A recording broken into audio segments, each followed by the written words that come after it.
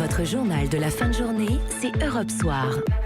Laurent Bazin. 18h15, c'est l'heure de l'interview d'Europe Soir. Vous l'avez sans doute entendu tout à l'heure dans le journal, la loi va bientôt autoriser les péages urbains, comme ça se passe à Londres, à Stockholm ou à Milan. Pas de candidats pour l'instant. En revanche, il y a des candidats pour l'inverse.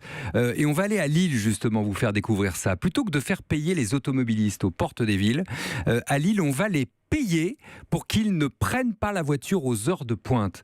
Bonsoir, Damien Castelin. Bonsoir. Vous êtes président de la métropole européenne de Lille. Payer des automobilistes pour qu'ils laissent leur voiture, ça paraît une drôle d'idée, c'est sérieux ? Oui, tout à fait, puisque nous y travaillons depuis 2014 et en fait, sur le modèle de Rotterdam, nos amis transfrontaliers à moins de 200 km de la métropole, ils appliquent ce système depuis 2014. Concrètement, ça marche comment ? Alors concrètement, on repère les automobilistes qui chaque jour utilisent leur véhicule seuls sur les autoroutes. On repère, c'est-à-dire ?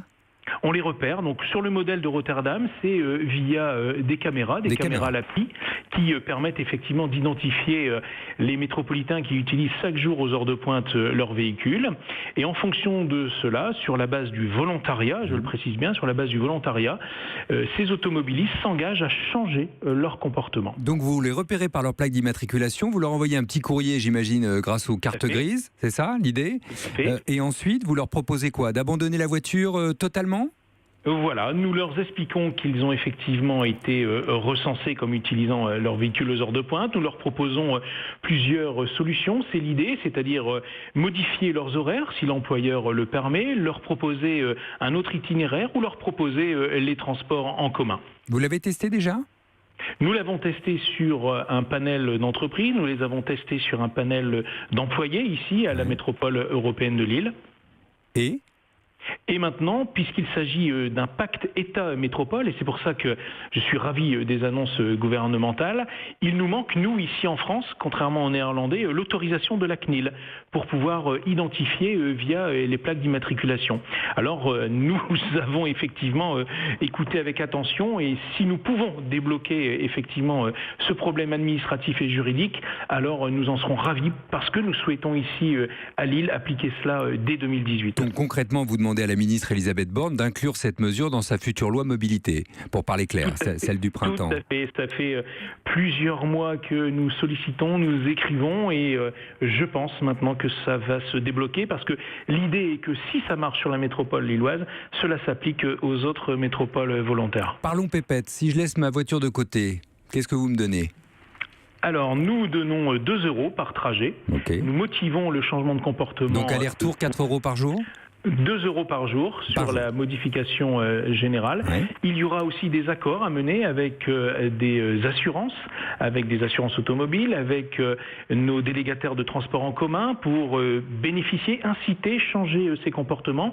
Et la personne éligible ne pourra utiliser ce système de bonification uniquement pendant une année.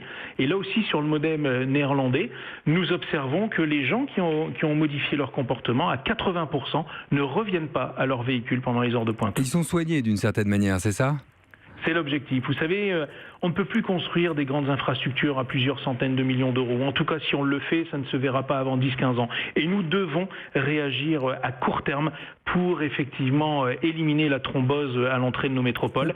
Eh bien, c'est une des possibilités. Il y en a plein d'autres. La métropole fait plein de choses sur le plan vélo, sur les transports en commun, etc. Mais c'est une brique supplémentaire. Combien de personnes ça va représenter ? Alors nous envisageons d'avoir un panel de près de 6000 métropolitains avec un objectif très clair.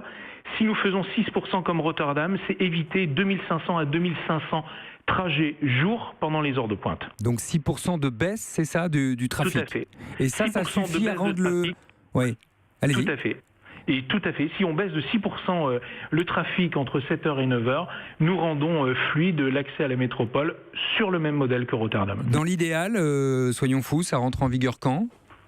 Eh bien écoutez, j'adorerais que ce soit pour fin 2018, dès que nous aurons toutes les autorisations de la CNIL. Il y a d'autres villes intéressées d'après vous ? Vous êtes en discussion avec d'autres villes de France qui sont intéressées par les tests que vous menez ? Tout à fait, on se rencontre beaucoup entre présidents de métropole et je sais que Alain Juppé Bordeaux est très intéressé et puis mon ami président de l'agglo de Grenoble.